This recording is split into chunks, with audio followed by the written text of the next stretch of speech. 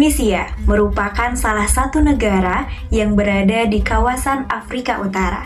Negara ini berbatasan dengan negara Aljazair di bagian barat dan barat daya, serta dengan negara Libya di bagian tenggara, sedangkan di bagian utara, negara ini berbatasan langsung dengan Laut Tengah atau Laut Mediterania.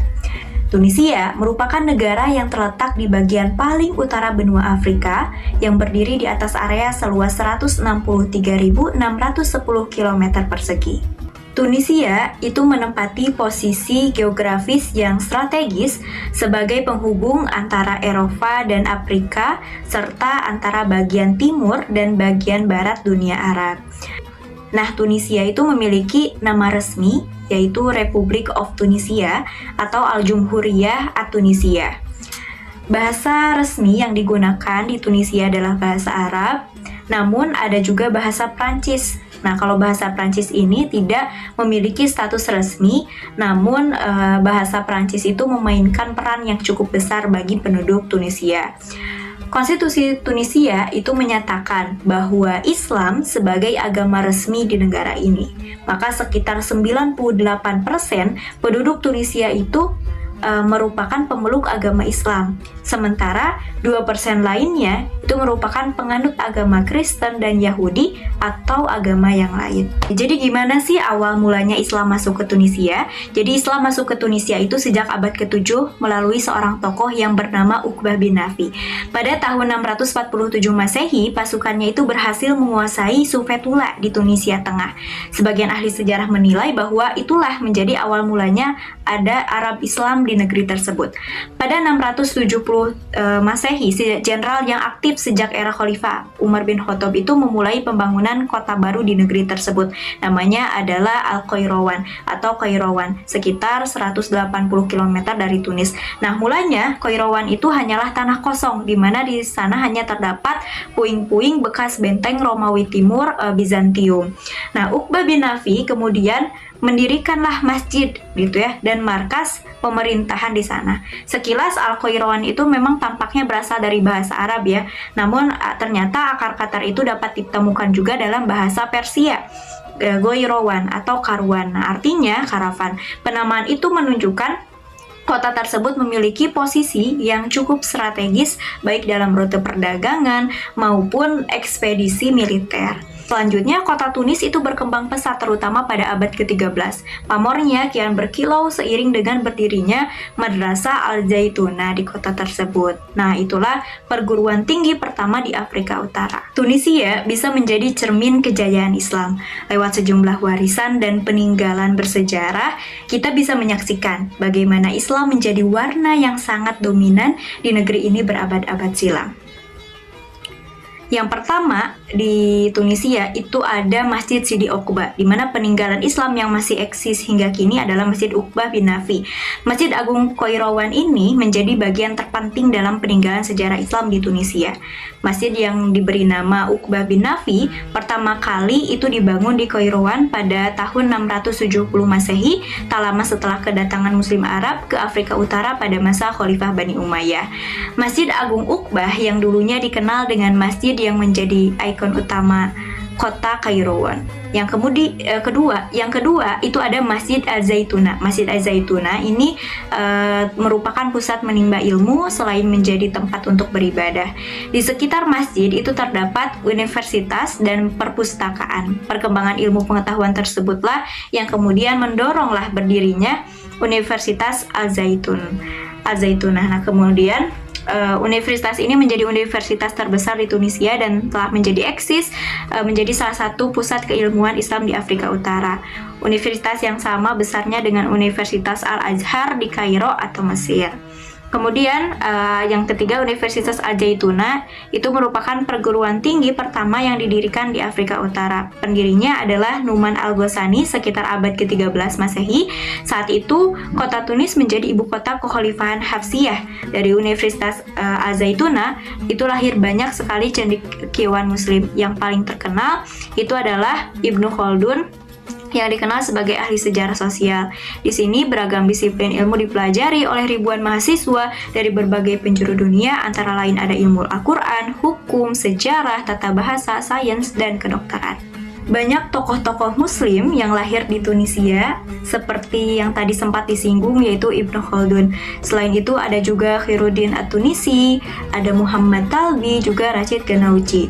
Yang pertama Ibnu Khaldun. Ibnu Khaldun dengan nama lengkapnya adalah Abdul Ar-Rahman bin Muhammad bin Khaldun Al-Khadrawi yang dikenal dengan nama panggilan Waliyuddin Abu Zaid Qadi Al-Qudat. Beliau dilahirkan pada tahun 732 Hijriah di Tunis. Mazhab beliau adalah Maliki, muhadis al-hafiz, ahli usul fikih, pelancong, sejarawan, sastrawan, dan penulis.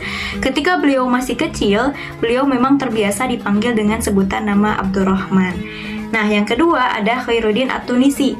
Menurut Azam Es-Tamimi, Khairuddin adalah pemimpin abad ke-19 gerakan reformasi di Tunisia. Khairuddin juga dijuluki sebagai Bapak Kebangkitan Tunisia oleh Samir Abu Hamdan. Selain itu, Khairuddin juga dijuluki sebagai Bapak Renaissance pertama dalam sejarah Islam modern di Tunisia. Pembaruan pemikiran Islam dirintis oleh Khairuddin Fasha, seorang budak Rusia yang setelah dibeli dari seorang bangsawan di Turki oleh Bey Ahmad, penguasa Tunisia waktu itu, berubah hidupnya 180 derajat. Yang ketiga ada Muhammad Talbi. Muhammad Talbi itu merupakan seorang pemikir muslim dan sejarawan asal Afrika Utara. Ia dilahirkan di Tunisia pada tanggal 13 Muharram 1340 Hijriah bertepatan dengan tanggal 16 September 1921. Talbi mendapatkan pendidikan linguistik Arab di Universitas Tunisia. Selanjutnya ia mengawali karir sebagai mu'allim atau guru di sebuah madrasah sanawiyah pada penghujung tahun 1945. Profesi ini diakui sendiri merupakan suatu pekerjaan yang sangat mulia. Yang keempat ada Rachid Ghannouchi. Rachid Ghannouchi itu lahir di El Hamma, sebuah wilayah di Tunisia Selatan pada Juni 1941. Ghannouchi adalah salah satu di antara para pemikir muslim yang paling terkenal di dunia Arab saat ini. Beliau adalah seorang penulis, politisi, pendiri Partai Ennahda, dan merupakan salah satu tokoh Islam paling terkemuka di Tunisia. Ghannouchi secara global diakui sebagai salah satu pemimpin intelektual dan ideologi Partai Ennahda Tunisia. Ia dianggap sebagai salah satu tokoh terkemuka dalam bidang pemikiran Islam kontemporer. Ide-idenya tentang isu-isu Islam dan modernitas, demokrasi dan sekularisme, hubungan antara Timur dan Barat, hak asasi manusia dan masyarakat sipil telah dikutip oleh para pemikir Islam, cendekiawan muslim, dan aktivis di seluruh dunia. Nah, setelah revolusi di Tunisia juga lahir organisasi bernama Muwatana dan Tawassul, kewarganegaraan dan komunikasi. Organisasi ini memiliki tujuan untuk menumbuhkan kesadaran tentang kewarganegaraan dan pengabdian masyarakat. Muncul juga sebuah portal interaktif yang dirancang untuk membantu masyarakat sipil bekerja lebih erat dengan majelis konstituen pada saat masa sidangnya dimulai. Nah, gimana sih kondisi atau keseharian umat Islam di Tunisia? Jadi, masyarakat Tunisia itu memang menyerap pengaruh budaya baru dari luar negeri, namun mereka tetap menjunjung nilai-nilai mereka sendiri. Di samping itu ada juga yang waspada terhadap dampak pengaruh Barat terhadap cara hidup mereka. Kekhawatiran tersebut menyebabkan bangkitnya kembali beberapa bentuk konservatisme sosial dan agama pada tahun 1990-an, terutama yang berdampak pada perempuan di ruang publik. Kafe jalanan semakin menjadi milik laki-laki, terutama di daerah pedesaan di mana hubungan antara jenis kelamin masih diatur oleh norma-norma sosial yang konservatif. Corak keberagaman masyarakat Tunisia itu bisa kita lihat juga dari pakaian tradisional yang dipakai, mengingatkan bangsa Arab. Laki-laki itu memakai jalabia atau jubah yang panjang berwarna putih dan celana yang longgar digunakan bersamaan dengan memakai sebuah rompi pendek berwarna gelap pada bulan-bulan yang lebih hangat, atau sebuah bernaus, jubah yang berkerudung berwarna coklat tua yang terbuat dari bulu domba atau unta ketika musim lebih cerah dingin. Juga memakai kopiah, sebuah topi yang terbuat dari bulu kempa kain tenun yang dibuat. Nah, keislaman tradisional di Tunisia itu terbentuk dari 3 elemen, yaitu taklid dalam bidang fikih pada mazhab Maliki, teologi Asy'ariyah, dan pendidikan Sufisme. Pola keislaman di Tunisia itu tetap mempertahankan mazhab Maliki dan teologi Asy'ari pada batas-batas tertentu, serta melestarikan tradisi-tradisi keagamaan seperti peringatan Maulid Nabi, bacaan syair-syair, sufistik yang telah berdarah daging dalam masyarakat. Tarekat yang berkembang di Tunisia itu ada 4, yaitu Qadiriyah, Tarekat Rahmaniyah, Tarekat Iswa, dan Tarekat Tijaniyah. Tarekat yang cukup banyak anggotanya adalah Tarekat Arusiyah. Selanjutnya terdapat problematika kehidupan umat Islam di Tunisia. Jadi pada tanggal 20 Maret 1956, Prancis itu mengakui secara resmi kemerdekaan Tunisia. Pada tahun yang sama, Presiden Habib Bourguiba melakukan gebrakan melalui sebuah langkah kontroversial, yaitu membuat undang-undang status pribadi yang menggantikan hukum Al-Quran dalam bidang-bidang perkawinan, perceraian, dan pemeliharaan anak yang tidak hanya menentang beberapa praktik muslim tradisional. Sebagai seorang negarawan dan pahlawan dalam gerakan kemerdekaan, Habib Bourguiba berhasil mendapatkan dukungan untuk membuat undang-undang pribadi yang kontroversial itu dari kalangan yang berpengaruh dalam tubuh ulama, sehingga mengambil pendekatan pembaruan yang kurang radikal. Melalui majalah Al-Ahwal Syakhsiyah nomor 66 tahun 1956 bahwa pada tahun 1959, 1964, 1981, dan 1993 Tunisia itu melarang praktik poligami secara mutlak, dan negara Tunisia mutlak melarang poligami dan diberlakukannya sanksi hukum terhadap pelaku poligami. Inilah yang menarik dari negara Tunisia. Apa yang melatar belakangi negara Tunisia melakukan sanksi terhadap pelaku poligami, yang memang hal itu tuh bukan menjadi isu baru dalam wacana dan perdebatan hukum Islam.